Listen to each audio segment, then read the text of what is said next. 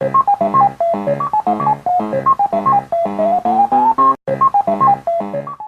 it? They called me far right. That's amazing. I'm left. They're liars. Yeah, I know. I am fucking left wing. Who did that? I'm though, almost a socialist. Yeah. Bad ideas in regards to Antifa. A lot of that he was dismissing Antifa, but a lot of the times when you challenge people on their positions, you find out like they don't really know what the fuck they're talking about. And but if you look at Crowder Company, they have a left wing bias. I don't know that. In what sense? Well, in the sense that the woman who's the CEO of YouTube has talked about it pretty openly, like the fact that she doesn't. What was it that she had gotten into?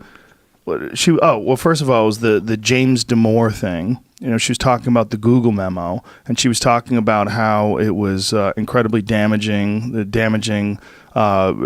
stereotypes against women, which it just wasn't. It's not accurate. Is Home Depot a right-wing company because the CEO supports Trump?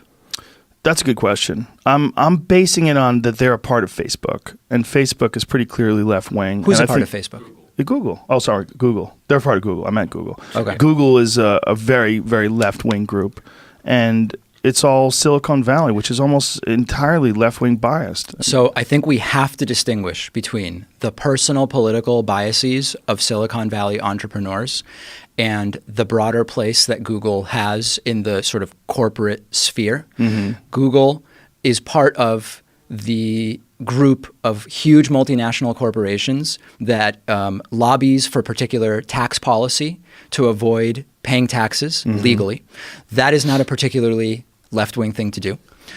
Google is part of the large tech companies that, in order to avoid serious regulation of their businesses, have come up with this idea of regulating themselves, okay, which I know is a topic, self-regulation, that's come up before on your program in a variety of ways. So those are not left-wing things. And if you want to make the case that as a company, it has a left-wing politic in the outward-facing world, you have to have something more than just a lot of their engineers live in Palo Alto and are hipsters who go to coffee shops. Well, what do you think? I think that in terms of the place that it occupies within the economic system we have, they are not very different from all of the large corporations that are pushing against regulation, pushing for ways to avoid taxes, period. So there's nothing remotely like YouTube. There's no alternative to YouTube for him to regain that same level of monetization. Yes, or for people that share his viewpoint and share his ideology and share his positions. And there's no right-wing YouTube, is my point. And I would challenge the idea that YouTube is left-wing. I mean, in terms of its enforcing its policies. How so? I mean, just this particular issue. But this isn't a left-wing. How is this a left-wing enforcement? I mean, I think it is because Carlos Mesa is progressive, and because the argument that he was making is a very left-wing progressive argument, and this is what Crowder was going after. He was going after the argument. In the process of going after the argument, he mocked his sexuality and his appearance. I can assure you, if it was focused merely on how much of a problem Antifa is, this would not have happened. Figure out what the tax rate should be. Something that politicians have to do all the time. If you have a group of people who believe that we need a 25% flat tax, and a group of people who want, like an escalating progressive tax that gets as high as 70% on income over 10 million, whatever, right? Like fill it all in. All those people are going to be able to have a conversation. If someone comes in who says any taxes that the government collects are a form of slavery, how do you integrate that into the conversation about how to set tax rates? You can't. Right. Competency. Well, mental incompetent. Do you mean that they're ignorant, or that they're mentally ill or cognitively limited? Cognitively limited. Mocking their ability to think. Mocking their intelligence. Mocking their decisions. Mocking the way they talk, and then encouraging other people to do the same thing. And then that person gets harassed based on their intelligence, based on their performance on particular YouTube videos and conversations. And there's active harassers. There's people that do that. Is there a difference between, say, what Sam Cedar does to Dave Rubin? What does Sam do to Dave Rubin? He has... I don't know that I've seen that video. Dozens of videos. Don't say that video. He has dozens of videos where he's just dunking on Dave Rubin. So I mean, I have some as well. I believe that they are substantive. That's my view, is that my videos about Dave Rubin are substantive. I don't know, but if there's some specific examples, we could comment about them. But I think that to your first question, there is a difference between going after someone for sexual orientation, right, than going after them for the fact that they say things that are wrong or don't know stuff, until you're making fun of someone who has an actual handicap of some kind of, cognitive limitation that would be a disability of some kind. Then you are mocking someone for a disability. For the advancement of colored people. Okay. NAACP. You can't call people colored people. Sure, but that organization was named a long time ago. Sure. And it's more acronyms than anything else at this point. I understand, but it's not. Right? We both know what the acronym, what the individual letters or words in that acronym are. I think the word queer is not a derogatory word, but it can be or it cannot be, depending on how it's used. If you go, you fucking queer. Yeah. Right. Sure.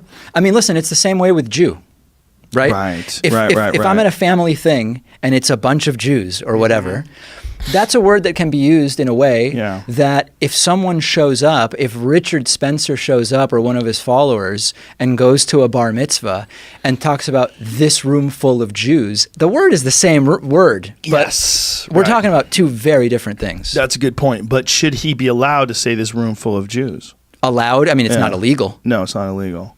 Yeah, this shirt's stupid.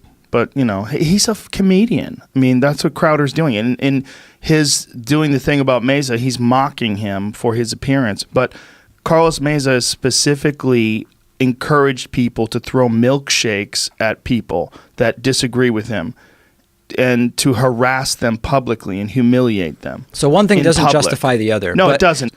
How far do you think this is just a comedian thing goes? Because I hear that a lot in just excusing things that are said. Well, he's trying to do comedy, right? So he's trying to make fun. Is he? Yeah. Well, hold on. But comedy and making fun of someone are two different things. Like, I don't do comedy, but I will sometimes make fun of things people say. Right, but he's doing it to be funny. He's making fun of things specifically to be funny. And sometimes, when you do that, you go too far. You cross lines. I genuinely did not realize that Crowder does a comedy show. Oh, yeah. Yeah. His show is a comedy show. Wow. Yeah, a lot of it is funny. He does some funny shit. He really does. Whether you agree with him or disagree with him, he's done some hilarious bits.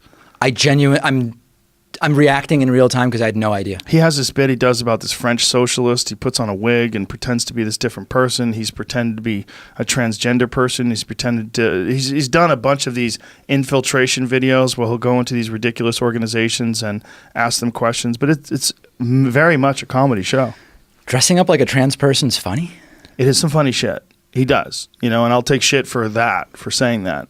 He's funny. He makes me laugh. Yeah. Personally, in his personal life, does refer to people he perceives to be gay or who are gay as queers. I don't know. Or he uses the word fags. I have no idea. Well, he didn't use that word. The T-shirt has the asterisk. I get it. It's a goof. It actually has a fig. It doesn't have an asterisk. The A is a fig. Okay. It's for figs. It's the idea. It's an I. Got it. Okay. It's a goofy joke. Fair. My point is... calls him queer. What is queer?